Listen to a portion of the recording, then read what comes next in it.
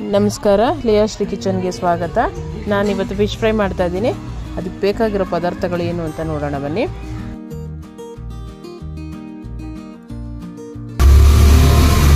ಮೊದಲಿಗೆ ಸ್ವಲ್ಪ ಅರಿಶಿನ,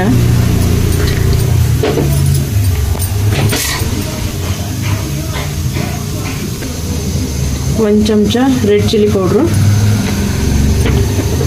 ಚಮಚ ಕಾಶ್ಮೀರಿ ಚಿಲ್ಲಿ ಪೌಡರ್, ಅರ್ಧ ಚಮಚ ಗರಂ ಮಸಾಲೆ, 1 ಚಮಚ ಶುಂಠಿ ಬೆಳ್ಳುಳ್ಳಿ ಪೇಸ್ಟು, ನಿಂಬೆ ರಸ,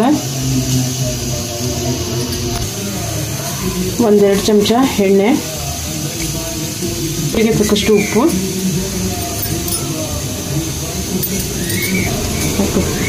ಇದನ್ನು ಚೆನ್ನಾಗಿ ಮಿಕ್ಸ್ ಮಾಡಿಕೊಂಡು ಪೇಸ್ಟ್ ರೀತಿ ಮಾಡಿಕೊಂಡು,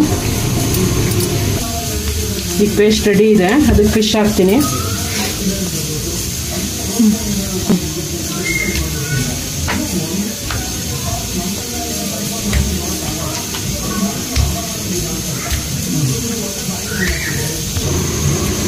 ಈ ರೀತಿ ಮಸಾಲೆ ಸವರಿ ಒಂದು ಅರ್ಧ ಗಂಟೆ ಪಕ್ಕದಲ್ಲಿಟ್ಟು, ಆನಂತರ ಮಸಾಲೆ ಚೆನ್ನಾಗಿ ಹಿಡಿಬೇಕು. ಇದಕ್ಕೆ ಉಪ್ಪು ಖಾರ ಎಲ್ಲ ಉಳಿಯಲ್ಲ.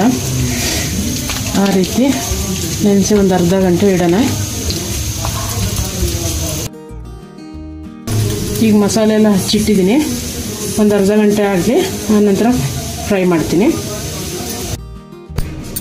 ಈಗ ನೆನೆಸಿಟ್ಟಿರೋ ಫಿಶ್ನ ಸ್ವಲ್ಪ ಲೈಟಾಗಿ ಚಿರೋಟಿ ರವೆನಲ್ಲಿ ಅದ್ದಿ ಫ್ರೈ ಮಾಡೋಣ.